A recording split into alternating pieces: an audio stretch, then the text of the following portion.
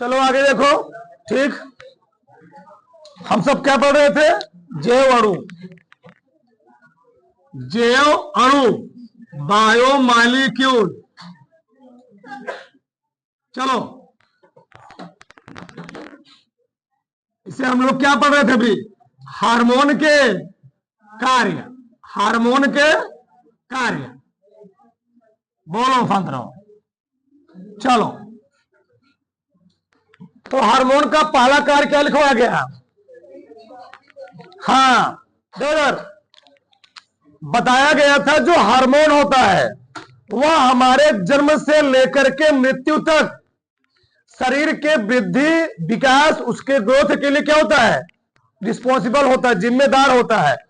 शरीर छोड़ो या पादपों के लिए भी, पादपों के लिए भी हार्मोन क्या होता है? बहुत बड़ा रोल होता है। पादप की कैसी वृद्धि होगी, उसके जो फल है, जो पुष्प है, वो कली अवस्था में है, कैसे खुलेंगे, पौधों की जड़ें या तने कैसे में क्या उसमें वृद्धि और विकास होगा, सब जिम्मेदार कौन होगा जी? सब होता है जिम्मेदार हार्मोन। ठीक, पुष्प कैसे खिलेंगे, मान लो खेतों में कोई बीज बो दिया गया, किसी कोई चीज फसल के बीज हो, अब वह बीज कैसे खुलेगा, इसके लिए भी कौन जिम्मेदार होता है? हार्मोन। तुम लोग देखते भी होगे, हम लोग अपने खेतों में अधिकतर बहुत सारा बीज बो देते हैं। मान लो चना हो गया, मटर हो गया, बहुत सारे बीज ऐसे होते हैं कि उसमें से क्या निकल आएंगे, उसका अंकुरण तो हो जाएगा, लेकिन कुछ मिला ऐसे होते हैं उनका अंकुरण नहीं होगा। तो सब जिम्मेदार कौन होता है? हार्मोन होता है। मान लो तुम चने अपने घर में फुला रहे हो, ठीक, तो चने फूल गए, फूलने बाद क्या होते हैं? अंकुरित हो गए। उसमें दो चार ठो ऐसे होते हैं ना, कहेंगे भैया हम नहीं अंकुरित हो गए, गुस्सा आ जाते हैं। ठीक, तो कौन जिम्मेदार है उसमें? हार्मोन जिम्मेदार है। हार्मोन होता है यह शरीर में लैंगिक गुणों को उत्प्रेरित करता है। ठीक, जिससे चाहे वह नर हो चाहे क्या जी, मादा हो। ठीक, मेल और फीमेल में लैंगिक गुणों को उत्प्रेरित करने का कार्य करता है। कल बताया गया था टेस्टोस्टेरोन हार्मोन, एंड्रोजन हार्मोन, ठीक, follicle stimulating hormone, luteinizing hormone. ठीक, ये सब क्या करते हैं? ये सब चाहे वह नर हो चाहे क्या हो, मादा हो, उनके लैंगिक गुणों को, लैंगिक लक्षणों को प्रेरित करने का कार्य करते हैं। बाकी सभी जैव रासायनिक क्रियाओं को प्रेरित करते हैं। हमारे शरीर में जितनी भी जैव रासायनिक क्रियाएं होती हैं सबको प्रेरित करने का काम कौन करते हैं? सबको प्रेरित करने का, सबको क्रियाशील बनाने का। और यहां तक नहीं, यह हमारे शरीर के विभिन्न स्थान पर संदेश पहुंचाने का भी कार्य करते हैं। मतलब कौन चीज कहां पर किस चीज कमी है उसका करते हैं, वहां पर पहुंचाने का कार्य भी करते। कौन करते हैं? हार्मोन। अगला, शरीर को संकटकालीन अवस्था से बचाने का कार्य करते हैं। कौन जी? हार्मोन। मान लो हमारा शरीर रोगग्रस्त हो जाए, उस रोगग्रस्त कंडीशन में जो हार्मोन सोए हुए होते हैं क्या होते हैं? जाग जाते हैं, और जाग करके हमारे शरीर को संकटकालीन अवस्था करते हैं, बचाने का कार्य करते हैं। ठीक, अगला जान ही रहे, लिखवाई दिया गया। ठीक, अब यहां समझो, पहले मानव में पाए जाने वाले हार्मोन हम लोग कल विस्तार से समझा था। आज हम लोग थोड़ा बहुत पढ़ लेते हैं पादप हार्मोन। कौन सा? Plant hormone. ध्यान रखना, पादपों में दो प्रकार के हार्मोन पाए जाते हैं। एक होता है वृद्धि प्रेरक हार्मोन, दूसरा क्या होता है? वृद्धि अवरोधक हार्मोन। ठीक, वृद्धि प्रेरक हार्मोन क्या होता है? वे हार्मोन जो पौधों के विकास, वृद्धि, उसके अंकुरण, उसके पकने के लिए, फलों को पकने के लिए, पुष्प के खिलने के लिए क्या होते हैं? अब पौधा तो नहीं पक जाएगा, फल पकेंगे। ठीक, क्या होता है? पुष्प के खिलने के लिए क्या होता है? जिम्मेदार होता है, रिस्पॉन्सिबल होता है। उसको हम लोग कहते क्या है?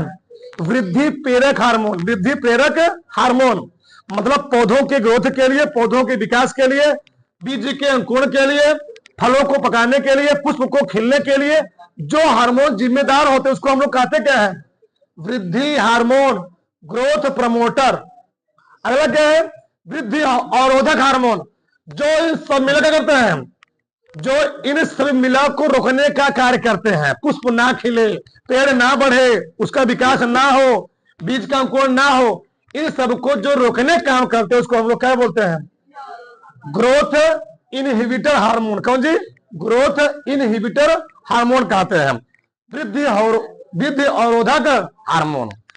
तो इस प्रकार से पादपों में कुल मिलाकर के कैटेगरी में बांटा गया दो, लेकिन पादपों में कुल मिलाकर के 5 प्रकार के हार्मोन पाए जाते हैं। पहला क्या है? ऑक्सिन। क्या है? ऑक्सिन। दूसरा क्या है? जिबरेलिन। तीसरा क्या है? साइटोकाइनिन। और चौथा क्या है? एब्सिलिक अम्ल। और पांचवा क्या है? इथाइलिन। अब ध्यान से, ऑक्सिन हार्मोन का काम क्या होता है पादपों में? ये पांचों कहां पाए जा रहे हैं? ये पांचों पाए जा रहे हैं पादपों में। नीट वगैरह एग्जाम में बड़ा काम लायक चीज है सब चीज। हाँ, तो पादपों में क्या वजह थी? ऑक्सिन। ऑक्सिन हार्मोन खोज किसने किया था? डार्विन ने। लेमार्क के बाद डार्विन में पढ़े हो ना? हाँ, वही चीज। तो डार्विन ने ऑक्सिन हार्मोन का क्या खोज किया था। इसका काम क्या होता है? यह पौधों के वृद्धि को नियंत्रित करने वाला हार्मोन है। मतलब पौधा कैसे बढ़े, पौधे कैसे ग्रोथ हो, पौधे लंबाई कैसे बढ़े, इसको कंट्रोल कौन करता है?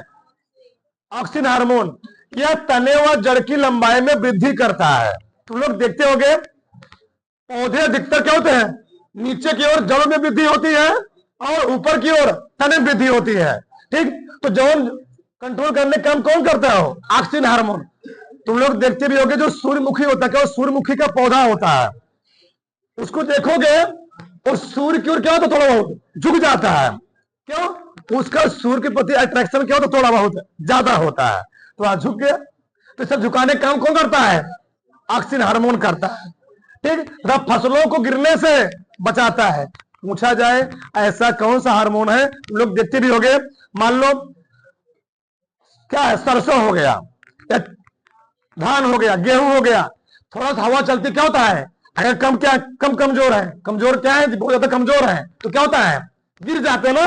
थोड़ा हवा चली वहीं पर क्या है? मजबूत जाता है। कितना हवा चले, तूफान चले, गिरने वाले नहीं है। भैया यह फसलों गिरने से बचाता है। कौन बताता है? Auxin hormone. मतलब उसको मजबूती प्रदान करने का कार्य करता है। तुम लोग ये भी जान लो, मानव शरीर की सबसे बड़ी, सबसे जो क्या होती है? ठोस हड्डी होती है। सबसे स्ट्रांग जो हड्डी होती है कौन होती है? जांग की हड्डी। कौन सी? जांग की हड्डी। फीमर, वही भैया, फीमर जांग की हड्डी होती है। जो सीमेंट कंक्रीट से बनी हुई हड्डी क्या होती है? सबसे मजबूत होती है। सोचो इतना पावरफुल होती है। कौन? फीमर की हड्डी। उसी प्रकार आप बताओ, जांग की हड्डी मजबूत नहीं रहेगी तो ऑटोमेटिक हमारा शरीर क्या रहेगा? कमजोरी रहेगा। उसी प्रकार से फसलों को गिरने चालक हार्मोन कौन करता है? Auxin hormone. खोज किसने? डार्विन। अगला क्या है? जिबरेलिन। जिबरेलिन नामक हार्मोन, इसका खोज किसने किया था? कुरोसावा ने। किसने जी? यह पौधे के तने की लंबाई को बढ़ाता है एक निश्चित लंबाई तक। पौधा जब हो जाता है कि अच्छा इसकी लंबाई इतनी होनी चाहिए, फिर उसको ग्रोथ क्या करता है? रोक देता है। नहीं समझे? जो जिब्रेलिन नामक हार्मोन होता है पादपों में, यह पौधों को एक निश्चित लंबाई तक बढ़ाता है और सोच लेता है अच्छा इसकी लंबाई इतना होनी चाहिए, फिर क्या करता है? उस लंबाई को रोक देता है। रोकने का कार्य करता है। कौन करता है? जिब्रेलिन नामक हार्मोन। तब बीजों का अंकुरण करवाता है। खेतों में जो बीज बो दिए गए उसका अंकुरण कैसे हो, कैसे हो खिले, कैसे हो क्या बने, पौधा बने, इसको कौन कंट्रोल करता है? जिब्रेलिन नामक हार्मोन। समझाया नहीं समझा? आगे साइटोकाइनिन। क्या जी? साइटोकाइनिन। इसका खोज किसने किया था? मिलर ने ना। पढ़े हो गए स्टैनले मिलर का प्रयोग, बारह में पढ़े हो 12th में। हाँ, तो साइटोकाइनिन का प्रयोग किसने खोज किसने किया था? मिलर ने। यह करता क्या है? यह पौधों में कोशिका विभाजन करवाता है। अरे भैया, अगर हमारे शरीर में सेल डिवीजन ना हो तो हमारे शरीर का ग्रोथ होगा? पहले हम लोग क्या थे? धूल थे, छोटे छोटे क्या थे? कोशिका के रूप में थे। फिर क्या बना? ऊतक बना। ऊतक से क्या बना? अंग बना। अंग से क्या बना? अंग तंत्र बना। अंग तंत्र से क्या बना? शरीर बना। क्यों? मेन प्रश्न है बना क्यों? हमारे शरीर में क्या हुआ? Cell division. सेल डिवीजन होते हैं 3 प्रकार के, समसूत्री, अर्धसूत्री, अर्धसमसूत्री होता है। 3 होता है। हाँ, तो कोशिका कितना होते हैं जी? 3 प्रकार के। और उसी कोशिका विभाजन से ही हमारा शरीर क्या होता है? पहले इतना बड़ा, फिर इतना बड़ा, फिर इतना बड़ा, बड़ा बड़ा होते होते भैंसासुर बन गए लास्ट में। आके हाँ, तो ये होता है सेल डिवीजन का नहीं होता सब प्रोसेस। ठीक, यह पौधों में कोशिका विभाजन करता है या आरएनए व प्रोटीन बनाने में सहायक होता है। जिस प्रकार से हमको जीने के लिए धरती पर कार्बोहाइड्रेट, विटामिन, प्रोटीन चाहिए होता है, उसी प्रकार से पौधों को धरती पर रहने के लिए, उनका अस्तित्व बरकरार रहे, उनको भी क्या चाहिए होता है? प्रोटीन वगैरह चाहिए होता है। ठीक, तो प्रोटीन बनाने में सहायक होता है साइटोकाइनिन। अगला क्या है? रोकने वाला। भैया कोई आगे जाए कुर्मी रोकने वाला होंगे ना, कौन मिला पैर पकड़ खींचने वाले भी होंगे। हाँ, अगला है एब्सिलिक हार्मोन। कौन सी? एब्सिलिक हार्मोन है। इसका खोज किया था एडी कोट ने। चलो, यह पौधों के विकास को रोकता है, यह पौधों के विकास यानी डेवलपमेंट को रोकने का कार्य करता है। कौन? एब्सिलिक हार्मोन। यह बीज अंकुरण को भी रोकता है। मान लो खेत में बीज बो दिए गए, तो जो बीज अंकुरित नहीं हो रहा है, जिम्मेदार कौन है? यही वाला हार्मोन है। ध्यान देना चीज को। ठीक, आगे एथाइलिन। वही एथाइलिन बोलो, एथाइलिन बोलो। ई और ए में कोई डिफरेंस नहीं है अगर इंग्लिश में बात करो। कभी कभार तुम लोग क्या लिखते हो? एंजाइम, कभी कभी इंजाइम लिखते हो। हाँ, आगे देखो। चलो देखो, जो इथाइलिन होता है, या भैया पौधों में सबसे इसका खतरनाक रोल होता है। देखो इधर, पौधों में जो फल लग गए, फलों को पकाने के लिए प्राकृतिक रूप से, इस चीज ध्यान समझना, फलों को पकाने के लिए प्राकृतिक रूप से जो जिम्मेदार होता है ना, वो होता है एथिलीन। जानते नहीं पढ़े हो? कार्बन का यौगिक है एथिलीन और एसिटिलीन। फलों को पकाने के लिए प्राकृतिक रूप से जिम्मेदार कौन होता है? एथिलीन। और एथिलीन पाया कहां जाता है? मान तुम कच्चा आम खा रहे हो, कच्चा आम, तो कच्चा आम का ऊपर के ढुपुनियां तोड़ोगे, हाँ ढुपुनी, ठीक, हाँ, उसमें क्या निकलता है? उसमें निकलते हैं लसलसा पदार्थ निकलता है। तुम लोग कहते हो चोपी, क्या कहते हो? अब बाई चांस वो कच्चा आम खाते समय चोपी तुम्हारे गल लग गया, तो बहुत गल का चोपी ऐसा आता है। तो कैसे क्यों? जिस स्थान, बोलो मत, जिस स्थान पर चोपी लगा, मान लो आम खा रहे हो, यहाँ चिपक गया चोपी, तो क्या होता है? यहाँ से पक्का हो जाता है, पक्का। इसमें विटामिन प्रोटीन भर जाते हैं कि तुम फोड़ते हो उसको। ठीक, वो होता चोपी। ठीक, तो फलों को प्राकृतिक रूप से पकाने कौन कौन करता है? एथिलीन। और देखा, फलों को कृत्रिम रूप से पकाने के लिए, प्राकृतिक रूप से पकाने के लिए हम लोग यूज करते हैं एथिलीन। फल में खुद होता है, लेकिन फलों को जल्दी पकाने के लिए, तुम लोग देखते हो ना, गांव में आम नहीं आते, तब तक शहर में पता क्या चला? शहर में गांव आम पहुंच गया पक्का वाला। क्यों? वो पका कैसे आता है? एसिटिलीन से। उसमें गैस निकलती, कौन से? उसमें रखते हैं हम लोग क्या? कार्बाइड करते हैं। जब कार्बाइड फलों के बीच में रख देते हैं, तो फलों के बीच में रखने के बाद अगर उस कार्बाइड पर हम लोग थोड़ा सा पानी छिड़क देते हैं, मान लो आम है, या मान लो कोई फल है, कोई पका नहीं सही से, आम है, केला वगैरह है, उस कार्बाइड को पत्थर से, पत्थर ऐसा होता है, हाथ पकड़ोगे ना, जब चूना होता है, चूना जानते, चूना सुसरार की आवाज आती है, बड़ा खतरनाक होता है कार्बाइड। ठीक, उसको फलों के बीच में रख देंगे, और फलों के बीच में रखने के बाद थोड़ा सा पानी डाल दो, छिड़क दो, ऐसे छिड़क दो पानी से, हो गया। हाँ, पाउडर भी आता है। ठीक, अब होता क्या है? वो क्या कार्बाइड क्या करेगा? कार्बाइड जैसे क्रिया करके बना कर देता है एसिटिलीन गैस। वही एसिटिलीन गैस फलों के बीच इतना ज्यादा क्या करता है? एनर्जी यानी तापमान बढ़ा देता है ना, ऑटोमेटिक क्या होते हैं? पक जाते हैं। आज रखा गया, कर पक गया, परसों मार्केट में बिक गया। यही तो होता है। गर्मी में क्या होता है? गर्मी में आम क्या होते हैं? यही तो होते हैं जी, एसिटिलीन नामक गैस से पकाई जाती, कार्बाइड से पकाई जाती है। इसलिए कहा जाता है, पहली बार जब मार्केट में आम आए, कोई फल आए, उसको खाना नहीं चाहिए। एक फल खा लोगे ना, अगले दिन भागोगे फिर।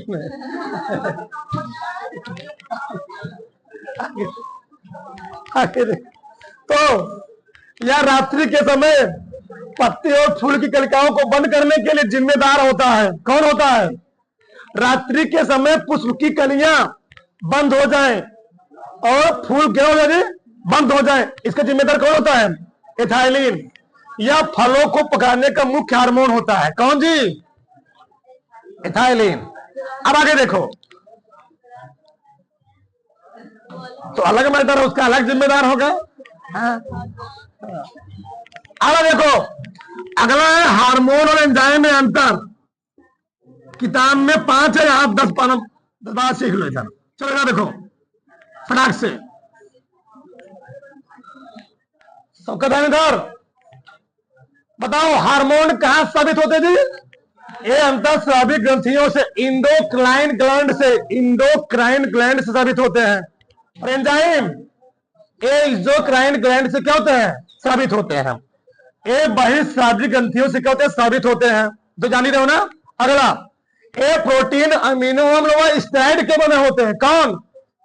हार्मोन। ये प्रोटीन के, अमीनो अम्ल के व स्टेरॉइड के बने होते हैं। और ये क्या बने होते हैं? एंजाइम केवल प्रोटीन होता है। ध्यान रखना चीज को। एंजाइम बड़ा हमारे से के लिए क्या होता है? जिम्मेदार होता है, रिस्पॉन्सिबल होता है। बता भी गया था। हार्मोन शरीर में रुधिर द्वारा क्या करते हैं? गति करते हैं। एंजाइम, ये बताओ, बताया गया था हार्मोन यानी जो अंतःस्रावी ग्रंथियों स्रावित हो रहा है। हार्मोन हमारे शरीर में कभी भी नली से स्रावित नहीं होता है। मान लो थायराइड ग्रंथि है, कौन सी है?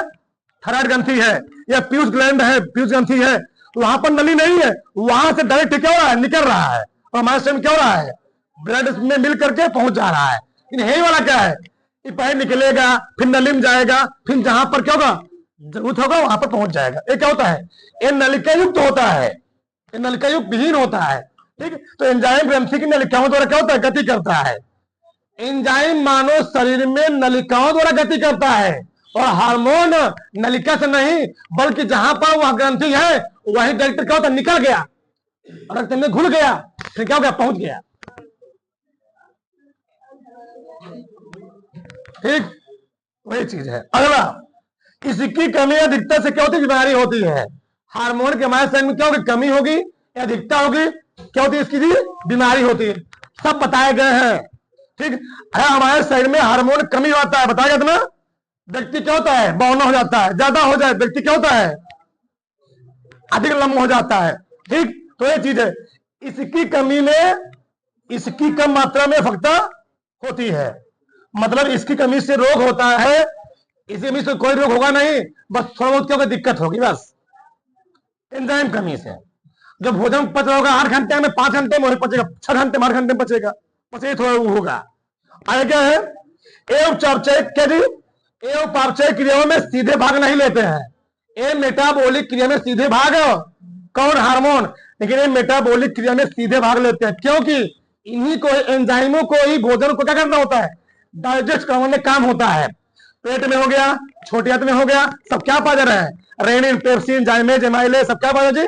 एंजाइम। भोजन को पचाने काम किसका होता है? एंजाइम का, हार्मोन का नहीं होता है। तो ये भी मेटाबॉलिक क्रिया में भाग लेते हैं, लेकिन सीधे नहीं लेते हैं। ठीक, ये सीधे भाग लेते हैं। आगे, हार्मोन रासायनिक क्रियाओं के बाद क्या होते हैं? विघटित यानी नष्ट होते हैं। मतलब हार्मोन जिसके, ये बताओ, एक बार बीज अंकुरित हो गया, एक बार किसी खेत में मान लो चना मटर कोई अंकुरित हो गया, तो क्या उसी चना मटरों को अंकुरित कर पाओगे?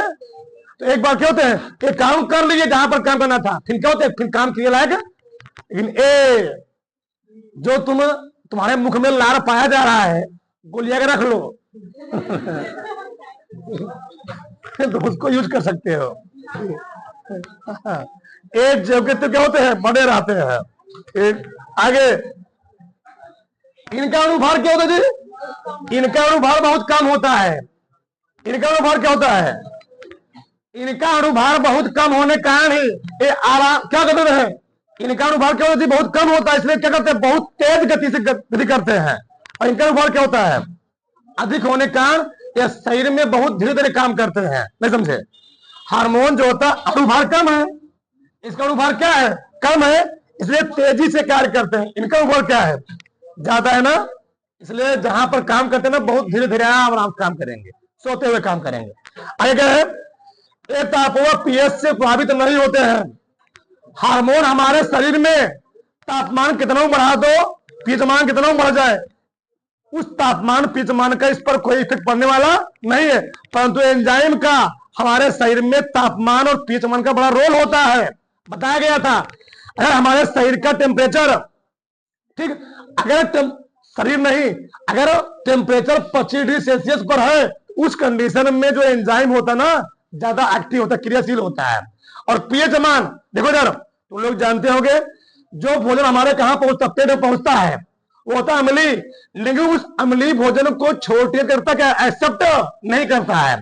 तो करता क्या है, हमारे यकृत से क्या निकलता है, पित्त रस और अग्नाशय से अग्नाशयी रस, जिन दोनों का पीएच मान कितना होता है, 7 पॉइंट के समथिंग, 7.2 7.8 होता है दोनों का अलग अलग। तो दोनों करते क्या है, भोजन को क्षारीय माध्यम बदलने का कार्य करते हैं। तो हमारे शरीर में एंजाइम का जो पीएच मान होता है एक निश्चित मात्रा होती है, उस मात्रा पर नहीं रहेगा तो भोजन डाइजेस्ट ही नहीं होगा, एक कंट्रोल मात्रा होती है। तो पीएच हुआ, ताप से क्या होते हैं जी, प्रभावित होते हैं।